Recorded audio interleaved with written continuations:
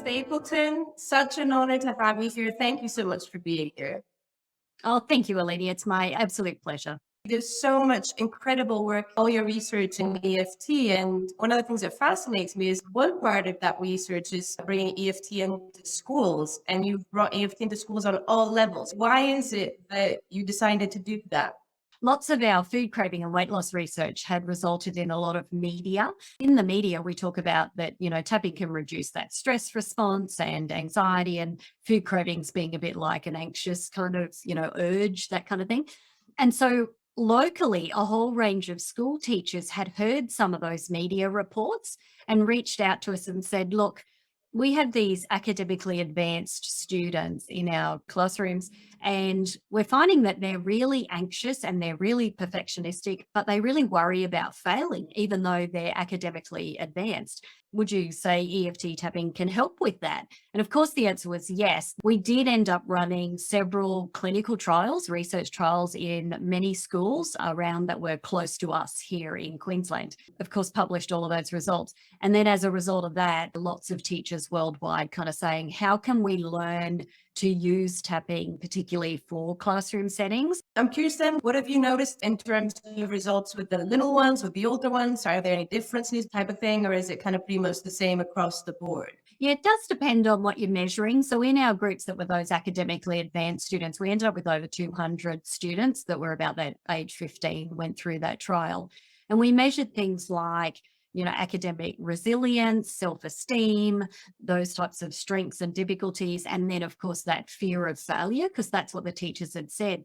These students are really bright academically, but they had this worry about failing or disappointing their parents. So we measured all of those things. All of those things actually responded to the tapping. So they got 5 weeks worth of tapping. So they all significantly improved, including resilience, but fear of failure was the biggest outcome there. 6 months later, we did do a follow up. They were about to finish their school year, and those gains stayed. So those students absolutely maintained those outcomes, which is pretty similar to what we see in most tapping trials, EFT trials. Now, with the little ones, what we tend to do there is we teach the teachers how to do it before a spelling test or, learning times tables, that type of thing. And the teachers started to tell us that not only did the students, if they forgot to say, let's do some tapping before the test, the students would remind them, but they started to track their grades and said that their grades were starting to improve in the much younger years, like 7 and 8 year olds, those types of things. So we get that feedback from the field, if you like, just by asking teachers to tell us. One other how that we did use in one other school was they were older. So they were 16, 17-year-old students about to graduate. We taught them how to use tapping for goals. So how to have a goal come true. And we know obviously in the tapping world that what you do there is set the goal and then work out what are my doubts and what are my tail enders that are telling me, this goal won't come true. And of course, then we tap on them. They didn't know that, but all they knew was they had a goal. And by using this technique, potentially the goal was going to come true. And we did go back and follow up and found out that had happened. So that was a really lovely bridge as well. Rather than coming in saying, we can help you reduce stress, we came in and said, anyone got a goal that's just never come true, but you really want it to, we can show you a method that might help with that. So that's another how that did work with that older age group as well. And it works right through. University students have been studied in many, many EFT trials and same kind of outcomes. Fear of public speaking has been looked at many times, that level of performance. I'm currently supervising a PhD student who's looking at EFT for music performance anxiety, so singing in public. Same kind of thing, that really reduces the anxiety. And of course, you then get the outcomes and they forget it was ever a problem. So that's usually what we hear. But in the past, sometimes people felt it was a life sentence. You just kind of live with panic or live with anxiety. But actually, we can bring the stress down and cortisol levels down. And as you say in your book here, if people haven't read it, the science Thank you. behind tapping, they'll buy it. It's brilliant. It goes through all of these studies in detail. And you see, we actually have more power at our fingertips than we ever imagined possible. You're bringing the science to it so that people can be like, oh, okay, it's not just I feel better. Now I understand the science behind it, which is what you talk about in your book. Yeah, absolutely. Like so many people who've experienced EFT on a personal level, it didn't take me long to recognize just how powerful it is and gentle. and learning that it's really a set of self-help stress management techniques. And it works on a somatic level with the body's nervous system. And I think that that piece alone was really crucial in selling it to parents. So often, once I mentioned that part of it, they said, that sounds like exactly what my child needs. And so I would make videos and send those out to parents so they could see what it looked like. And that way they could support their children when they came home. And I also would task the kids, go home and teach your parents how to use this. And so they could work together, which is really crucial in the success of EFT with kids, just to have that support and encourage them to keep using it. So I did that. And then, of course, used it with many students. One of them is a student who was very concerned about grades, had typically done very well in school and just kind of hit a wall and was stuck in a fixed mindset. I'm never going to learn this. I'll never get this. It's too hard for me. And very upset by that. So we did some tapping just on looking at the grades. We just pulled them up and whatever came up, just seeing what the grades were. So it was probably about 20 minutes. That's what I find is with all my students, it was right around 15 to 20 minutes. We would do tapping and I could see that she was feeling better. She reported feeling better. But the real kicker for me was the following week when she came in.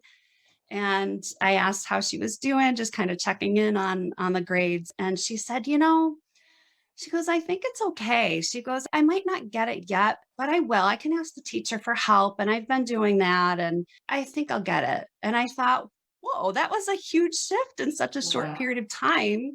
And I asked her, what do you attribute that change to? And she said the tapping. And she told me how she had been tapping every day. And eventually her grades did come up. We watched as they went up, and it was just clearing out those stuck emotions that she had around, I'm never going to get this. I'm never going to learn this.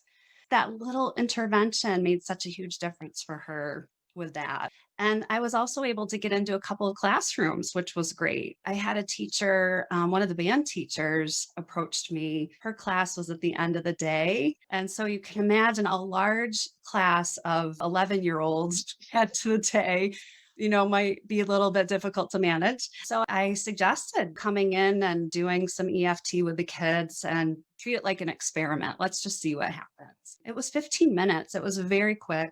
And I did the hand model of the brain by Dr. Dan Siegel. So I did it like a watered down version for the kids. And we did tap and breathe. And I could feel a difference in the kids just from doing that. And the teacher continued to use it throughout the school year. And, the feedback from her was that it worked instantaneously, that it was easy to incorporate into the class. And the fact that she used it throughout the year and immediately after I left the classroom, she knew how to do it. So it was just really great to hear that feedback. And then, of course, she talked about it with some of her colleagues, some of our colleagues. And I was asked to come into some of the chorus classes. And it was a similar kind of situation. I did the same lesson. And what she shared with me is that she would just start the class by tapping. She wouldn't even say anything and just started. And the kids would start joining her and they stopped talking and they were ready to go. So it was exciting to hear that feedback for such a simple technique to incorporate into a classroom setting, just to help the students be ready to learn. Well, I want to help people in general excel. So perform great, enjoy, have fun, and then also evolve. It's part of my core philosophy of what I'm after in whatever setting that I'm in. Whether I'm in school, I was a tenure college professor and taught at that level and have worked in schools all the way through all the different levels. And so why is because it works. It's a super powerful tool. I get called a sports psychologist. So I have a PhD in sports psychology. And I'm just constantly looking for how to help people perform better and enjoy it more. And tapping really I would still rank it as my top tool. Like I work with people that have a throwing anxiety, like they can't throw. And I can't help them unless much. If we're not tapping because it's MIGGY. Tapping talks to MIGGY, the amygdala. The brain's a little more complicated than this, but it's MIGGY and cortex. And Tex is a passenger on the bus. MIGGY's driving the bus. So helping school kids, whether they're playing in PE or they're playing sports or they're in the classroom, being able to access their talent. To me, I help people access their talent. And what stuff gets in the way, emotions, negative thoughts, and beliefs, you can clear it out. My first time I tapped, I was sitting there reading Gary Craig's manual, seeing these results, and it's like, no way. And then I did it. It's like, dang it, I got a PhD in sports psychology.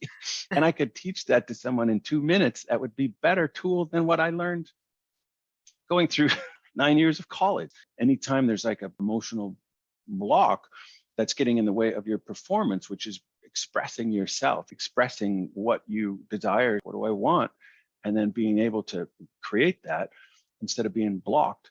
I've had people win championships and just really feel better. That, you know, a big result is just smiling and someone goes on, and a lot of times it shifts and they don't even really realize that they were down here and now they're living here. You know, that whole effect of the results would be that I'm still doing it 20 years later. From that day forward, which really it was 2003, and just saying, hey, think of something like I'll be doing it tomorrow night with the softball team. Last year didn't go the way they wanted. And so there's stuff there that if you don't clear it, it's like putting chocolate sauce on something bad, like dog poop. I use the example of my dog goes to the bathroom on my carpet. It's better to clean it up and then think positive than to just think positive and I don't see it. I don't see it. Yeah, So- I love that. I love that because so many people are like, but why don't we just go straight to the positive? And so, you know, I think that's a great example of like, well, you first clear up what needs to be cleared up in the physical world. Why would it be the same in the emotional world? We first clear out what needs to be cleared out, and then there's space to then bring in more of that positive that you want to bring in. But we have to do that clearing emotionally, not just in our physical space. Like, hey, why do we have to do the dishes? We're going to use them again tomorrow. Can't we just leave the scraps and the crust on the plate? Like, well, you could. I mean, you could, but it's going to have an impact on tomorrow. And obviously, I keep doing it. So from a results standpoint, it's been great. I Yeah. teach it. Here's a tool to help clear things out, but then also to add things in. A nice model that I use is clear. So tap and this, you know, the game, this happened, a future event or a past event. And then second step is create. Now that I've cleared, create, then you ask the question, what would I like to have happen? Who do I want to be in that situation? So now that I've cleared, I create, and imagine this. Now the chocolate sauce comes in and it's like, yeah, that. And then the last one I use is compete, but it can be connect. It's like, okay, so now I'm feeling good. That's who I want to be. I'm visualizing what I want to have happen and I'm feeling it. And now compete and off we go. So that's how I fit it into a bigger context of clear, create, compete. I work as a psychologist in clinical practice, and I'm seeing far too many young people come into the clinic with anxiety, and as the young people are older, perhaps moving into symptoms like depression, and then having to deal with the consequences of that with families. I think it's quite serious that young people are dealing with these heavy issues. And I've been thinking from the group work that I've done, often using tapping and with the positive outcomes, I wondered why we may not try this with primary school students and equip them with some tools at the very young age that may help them when they're feeling sad or angry or upset. You know, the schools are doing wonderful things already, and tapping is another tool, and it's an easy one. So I thought this is very doable as a class technique. And what if we were to try it? What would happen? I think underpinning it all is my belief that only if a child feels right can he think right. And this is very pertinent for young people in schools. How did I conduct this research? I engaged 8 classes of students in Darwin schools. Firstly, I undertook teacher training sessions. So I delivered 2 training sessions after school in their staff meeting times, and we had those 2 sessions 1 week apart. Then we engaged the students The whole tapping research was 4 weeks of tapping 3 times a day, and we did that in 2 stages. Stage 1 was in term 2, and in term 3 we came back and we did it again for another 4 weeks.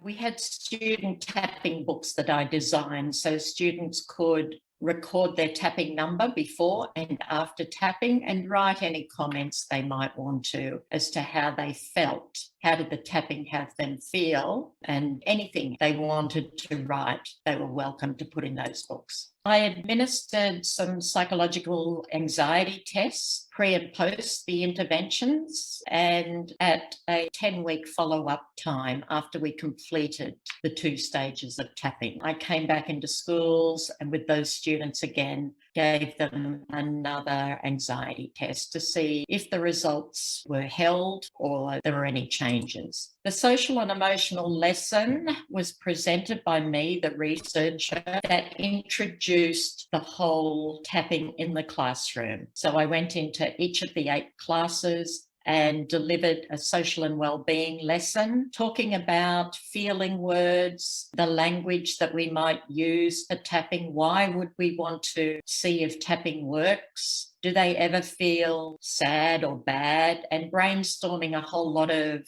those feeling words. After each tapping stage, stage 1 and stage 2, I conducted interviews with both students and teachers. There were 3 main themes that emerged as part of the qualitative work. Tapping resulted in change. Changes might have been affective, cognitive, and physical. The second main theme, tapping skills were transferable to other contexts, and students were seen tapping around the classroom or out in the playground, and they reported to me they might have tapped at home as well. Tapping was not effective. On each occasion it was used, and this wasn't a surprising outcome.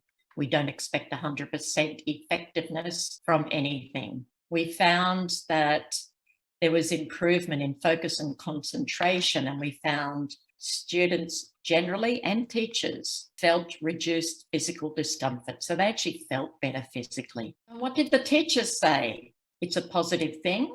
It was calming for the students. They found the classes less noisy. They preferred the independent style that we moved on to in stage 2, where students just did tapping for themselves, not as a whole class activity. They noticed changes in behaviour. They said it builds an openness to social and emotional responses and awareness because they're actually focusing on it when they're doing the tapping. It gives students permission to have and own their own feelings, and teachers thought that was important. It's an opportunity for them to be reflective and write personally. Well, I've been working as a counsellor in schools, as you know, for many years. And it was around the sort of early 2000s that I began to hear about this wonderful new technique called EFT. So it was just something interesting because I thought that it would be really useful to have something that I could use in schools that could act quickly and effectively, that I could integrate into my work as a counsellor. So I ended up reading an article by an EFT trainer called Christine Moran. It was in the BACP, which is the British Association of Counselling and Psychotherapy. It was in their monthly magazine, and it was talking about how she'd been introducing EFT into schools with lots of really positive effects. So I decided that I'd get in touch with her. So I emailed her. Long story short, she ended up doing some training up in Merseyside, where I am, and I did my level 1 and 2 with her, and then started to introduce EFT into school. So we go in as a counselling service, and the schools are very happy for us to use EFT in their schools. I do explain it to them. It's interesting, actually, because often the head teacher or the deputy who is responsible for introducing our counselling service into school is really interested in EFT. So I end up doing EFT with them first, so they get a first-hand experience of what EFT feels like. I found that that really encourages people to kind of accept and bring in EFT into the school. They suddenly experience how useful and how helpful it can be. So we have no trouble convincing people that they should allow us to use EFT. They feel the difference. They're like, wow, this is great. If this is great for me, then why wouldn't I want to introduce it to help our students? improve Yeah. their well-being and self-regulation. Yes, I think there are a range of applications for using EFT in schools. I'll give you one example of the use of EFT in the moment to deal with what's going on with somebody in that moment. So I was sitting in a pastoral office one day, waiting to start my counselling clinic in the school. And this very perplexed exam officer arrived at the door and said that a student had had a meltdown just before she went in to do her A-level biology exam. And she was in an absolutely distraught state. And would anybody be able to help because she didn't know what to do? Oh, And somebody said, oh, George will do it. He does EFT. So she came in and she was absolutely, completely distraught and was still really, really upset by what was going on. So I just literally just said, copy me. And I just started tapping. And I just started talking to her, even though I'm completely melting down because I can't even think straight. I'm not going to do very well in the exam. It's awful. It's absolutely dreadful. I didn't even start with a statement. I didn't start by even though I just went straight through it and started tapping and tapping and tapping. And after about 3 minutes, she stopped crying. She blew her nose and she went, right, come on then, let's go do it. There were about 5 people in the room, Eleni, and their jaws dropped. as did mine, as it always does in those situations. I'm sure you've been in this situation before. The power of EFT at times is quite shockingly good. It's stunningly good, and that was one of those moments where there was something happening in the moment that nobody knew really how to deal with. And I just started tapping with this student, and immediately within minutes, she got back to herself again and completely reframed what was happening and said, right, let's go. That's an example of how you can apply EFT in the moment. Just a bit of talking and tapping, almost like a conversational tap, if you like, in the moment was just enough. That's all she needed to be able to get herself back together again. But I don't just use EFT in schools with students. A lot of schools have asked me to go in and talk to staff.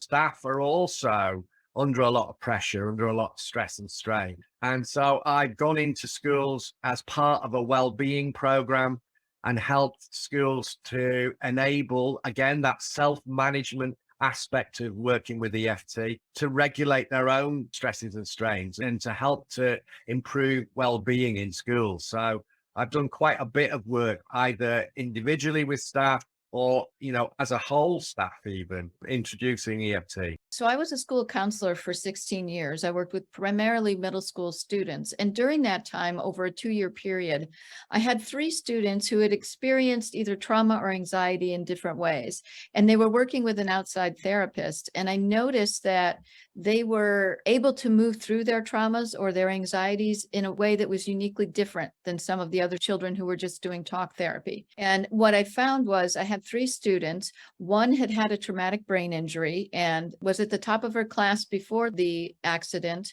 And then after the accident, doctors were saying, no, she's only going to be about 70% with her cognitive ability. And parents were saying, no, we're not going to accept that. There's got to be other things we can do. And so they started incorporating EFT into her treatment. And she graduated high school, again, top of her class. Another young man was so clinically anxious that he could hardly get into the school building most days. And we incorporated EFT through his therapist into his school day activities. And by the end of the school year, he was coming every day, he had friends, and he was doing much better. And the third student had had a sexual molestation trauma and had become almost catatonic. And mom said, there's got to be another way to do this besides medications. And so she incorporated EFT into part of that child's therapy, and she did much better and was no longer triggered by her traumas, and now is a successful young woman with a family and doing amazing things. And so from those experiences, I realized pretty quickly that there's something different here. The kids aren't just learning to cope, but they're actually healing their traumas, their anxieties. And so from that, I became so passionate about getting EFT into schools that when I had the opportunity to pursue my PhD, I decided to do research in that area because we didn't quite have enough research at that point to convince schools that it was an evidence-based practice and help them feel comfortable getting it in the door. And so when I was doing my PhD program, we did several studies on EFT in schools, and I've continued to pursue that now that I'm a college professor. And I also have a private practice where I work with both adults and children using EFT as a tool. So that's how I've gotten into it. And as I said, I feel very passionately about the need for EFT in school settings. Focus on what are important things to them. Oftentimes it's to help their staff be less stressed, help students be less stressed, anxiety management, how to move through the day more smoothly or feel more confident in their academics. If we're talking about students, when students are less anxious and stressed and staff are less anxious and stressed,